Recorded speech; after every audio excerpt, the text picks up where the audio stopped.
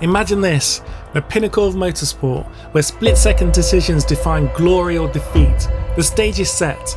Nigel Mansell, Ferrari, Hungary. But this isn't just any race. It's a battle against time, mechanical failures, and a gigantic rivalry with two titans, Alain Prost and Ayrton Senna. With his future at Ferrari on the line, and rumours of Prost's arrival casting a shadow over his #1 status, Mansell faces a race he must win, but can he claw his way back from a dismal 12th on the grid? What unfolds next will leave the world speechless. This is the story of one of the greatest battles in Formula 1 history, the lion versus the legend, with everything on the line. This is more than a race, it's a moment that will etch Mansell's name in history forever.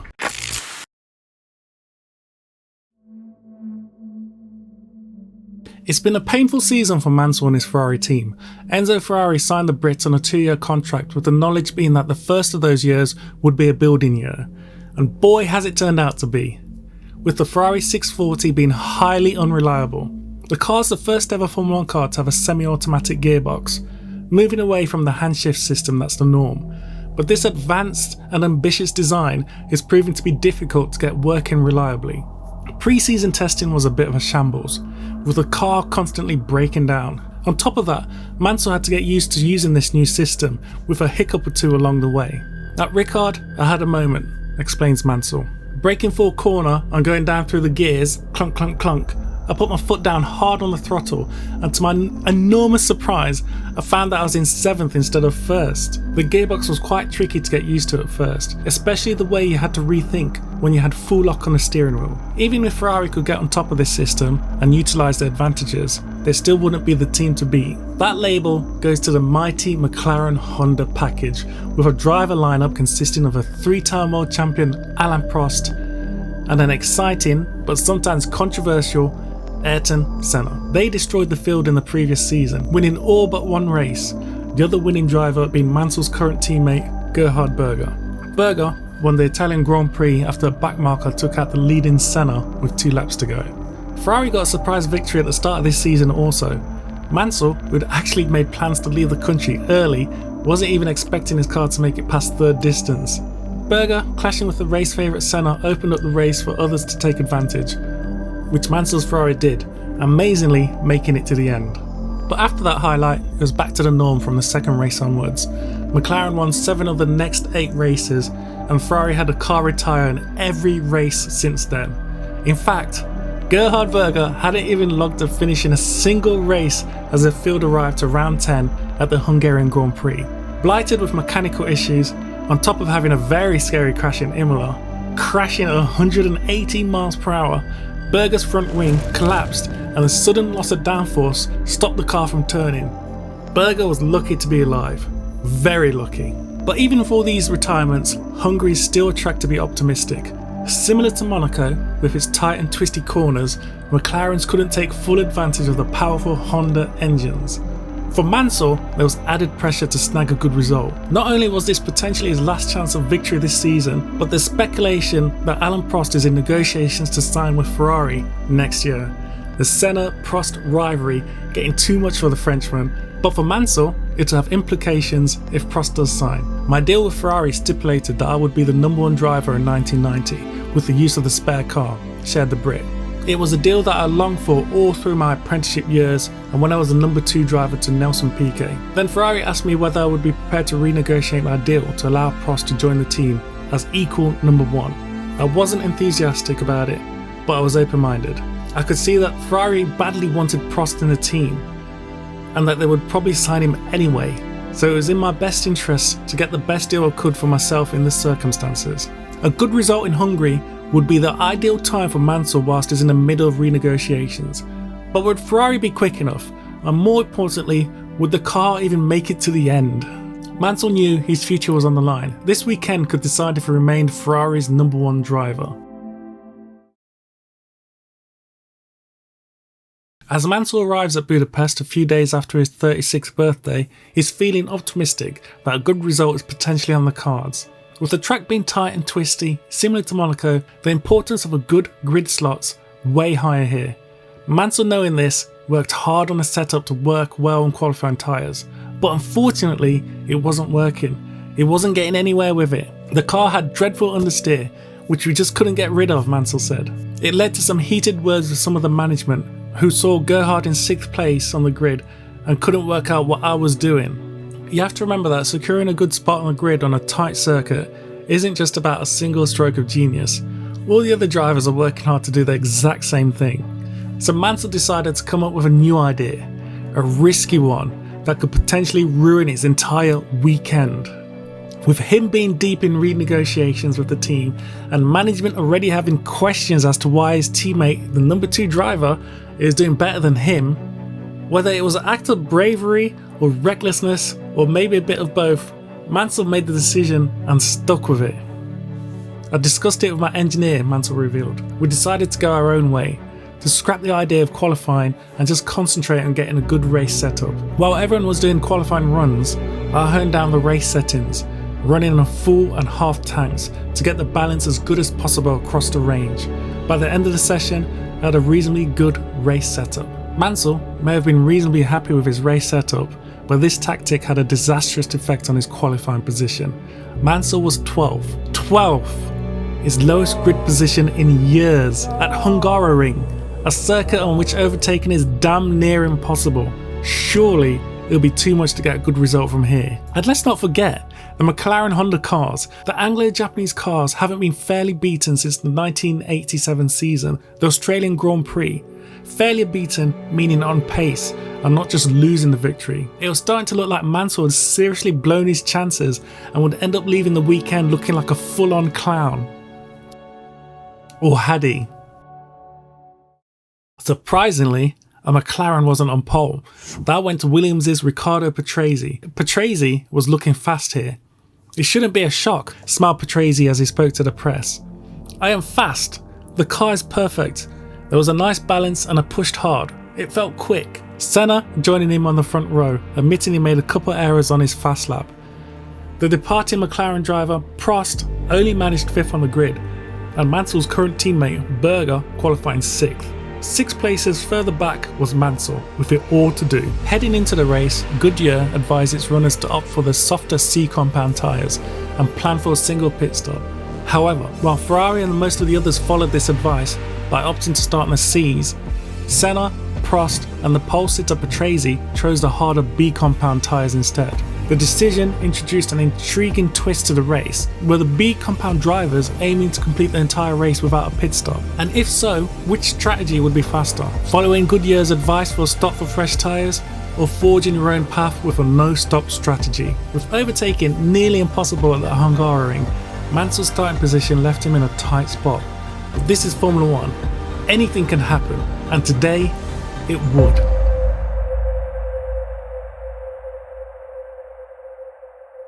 The race start is one of the best opportunities to make up places, and Mansell knew this. I've never been more psyched up for the start of a race. I felt that a win was possible, but I would need to be supremely aggressive on the first lap if I was to stand any chance, the Brit shared. The Tifosi had given Mansell the nickname Il Leone, which translates as the Lion.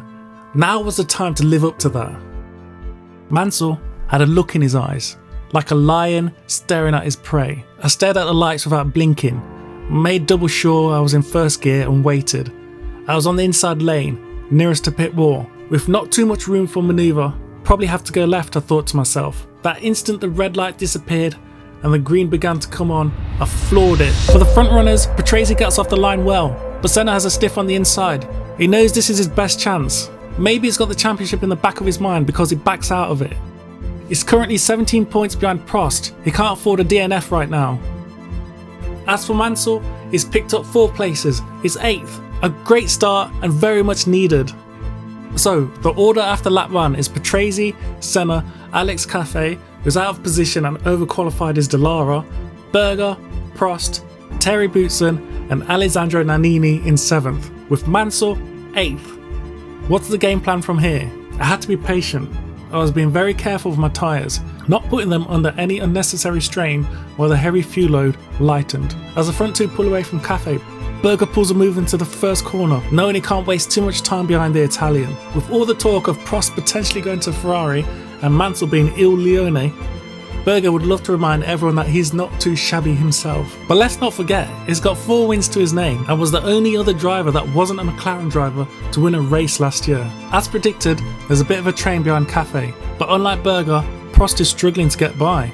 From the start, I had engine problems, Prost shares. The pickup problem was there, and also the engine was cutting out. I was slow getting off the corner onto the straight, which made overtaking difficult. On lap 7 though, he finally manages to get past. He's now 4 seconds behind Berger. As for Mansell, he's still 8th, stuck in a Cafe train. Surely his chances of winning this race are reducing with each corner. Lap 12 and Nannini pits from 7th. That's earlier than expected. Are the tyres going off on this low grip surface? What about Mansell? Should he have pitted also? He's getting nowhere at the moment. That now leaves only Boutsen and Mansell left in the Cafe train, trying to get past. Mansell knowing he really can't afford wasting more time here. I got a bit annoyed and started to push. The fuel load had lightened and my tyres were perfect. At the front, it's now a 4-car fight for the lead. Patrese, Senna, Berger and Prost. None of these 4 have stopped yet. Prost having a look down the inside of Berger, but with no luck. Off camera, Mansell's done Boutsen as well as Cafe. Not sure how he's pulled that off, but we have a replay of the Cafe overtake. Okay, let's have a look. It's not into the first corner, which is surprising, but the second fastest part of the track. Mansell's now 5th, but is currently 15.7 seconds behind Prost in 4th. That's a tall order, surely. We're only 23 laps into this 77 lap race. Can he close the gap and fight his way back to the front? As Boutsen dives into the pits, Mansell just crossed the line. His lap 2 seconds faster than the leading bunch. The gap's now to 13.5 seconds. If he keeps this up, he'll surely catch them. How much tyre life he will have left will be another question though. Mansell's keeping the charge. He's maintaining lap times a second faster than the leaders. Lap 30 and the gap's down to 7 seconds. Berger pits! The first of the leading 4 to dive in. He's hoping to undercut them by getting on the fresh tyres before the others. 8.04 seconds, that's a quick stop. This would be a genius move that vaults him to the lead. Who'll be next to stop and try and cover this? The leaders reach the final corner, who will it be? Okay, they all carry on. Look, there's Mansell. I'll get back to that in a second. There's Mansell in the background. Prost can easily see him in his mirrors now. The gap's down to 4 seconds. This is crazy. From 15 seconds to 4. But why didn't the leaders stop? We've had Nannini, Boutsen and now Berger stop. But the leaders went straight past. Surely that's a tactical mistake. Don't forget that Goodyear have advised that it's a one-stop race. It's been 4 laps since Berger pitted and the leading 4 still haven't stopped. Okay, I think we need to take stock and understand why those 3 drivers stopped for tyres. It turns out Nannini's early pit stop was tactical. He didn't want to lose any more time stuck in the Cafe train, so he has tried to undercut them in free air. Boutsen did the same, but also had one extra reason to. I was having to adapt to the handling of the spare car, which I didn't like very much, but on new tyres it was much better. I made the right choice. For Berger, similar to the above, he was stuck in the leading 4 train, a tactical canny move. Well, so he thought. Goodyear technicians have had a look at his discarded C compound tyres, the softer of the 2 used today, and have concluded that they could have made it to the end of the race. Ferrari have radioed this information to Mansell, who's also on these tyres. And don't forget, Patrese, Senna, Prost, the leading 3, are on the harder B compound tyres, so they're going to be fine also. What could have been a canny tactical move for Berger has turned into a time-wasting exercise. So here we are, it's the Williams, McLaren, and then Mansell's Ferrari, which is now 3 seconds behind Prost. The winner of the race will be one of these 4 drivers, and they're going to have to do it on the track. No pit stops are planned, it's just over half distance, and Mansell's now in the back of Prost.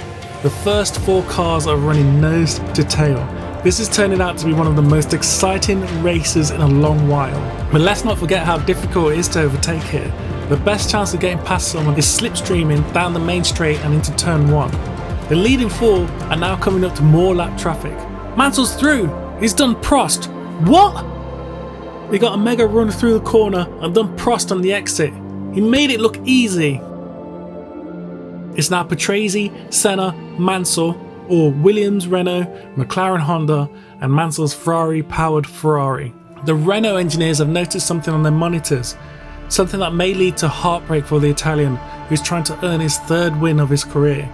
The water temperatures are shooting through the roof, which is leading to a loss of power. Senna does him easily into turn 1. It surely won't be long for Mansell to get by also. There it is. Mansell slips past Patrese as his struggles continue to mount. It's now Senna from Mansell. These two are bolting. Prost can't keep up. He can't even get past Patrese quick enough. "I was hopeless just then," said the Frenchman, referring to his ongoing engine issues. "Cutting out all the time. I just hoped the engine would make it to the finish."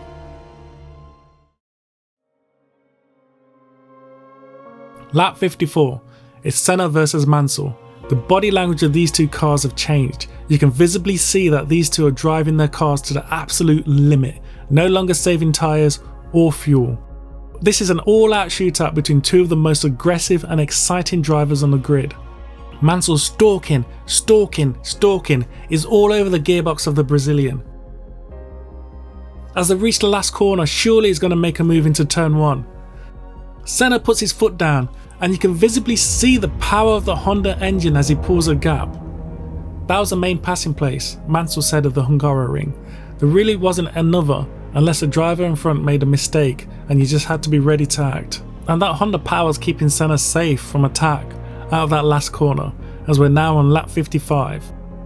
It looks like Senna's been held up by a back marker. Mansell's right on his gearbox again. The Brit's so much closer. This is Ferrari's opportunity to pull out the slipstream of the McLaren. Senna puts his foot down, and again you can see the superior power of the Honda engine as the McLaren pulls a gap on Mansell once again. With the lack of overtaking opportunities, the extra horsepower pushing the McLaren down the straights, and having a driver like Senna at the wheel, arguably one of the greatest of all time, this is looking very, very bleak for Mansell. Let's not forget that Ferrari are in the process of renegotiating his contract, with the two-time champion Prost looking like he's heading towards the team. Doing Senna in this race will go a long way to proving Mansell should at least have equal treatment with Prost.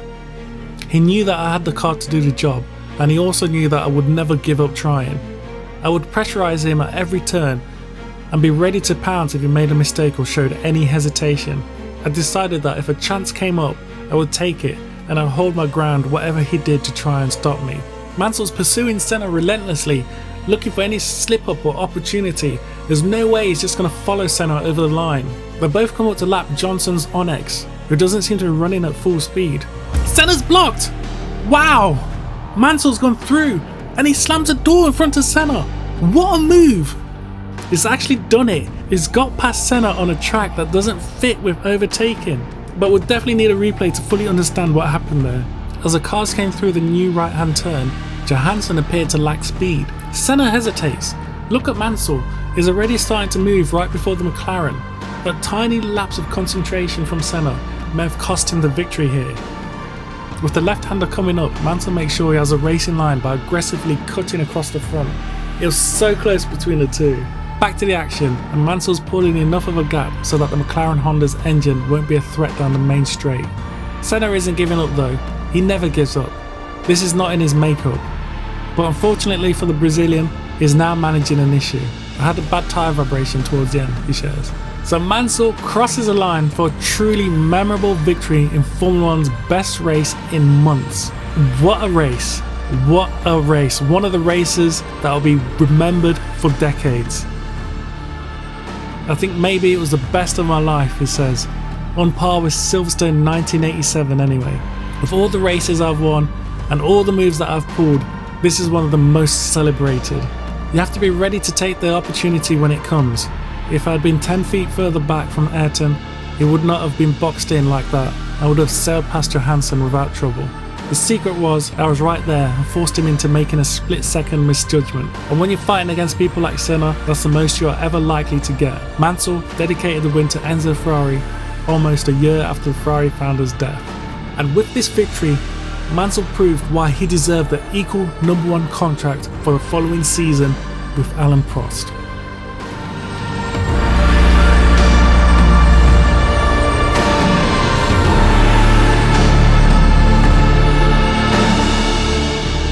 Very happy Nigel Mansell, his second Grand Prix win. It's more than vindicated his decision to join Ferrari and to stay with them in 1990.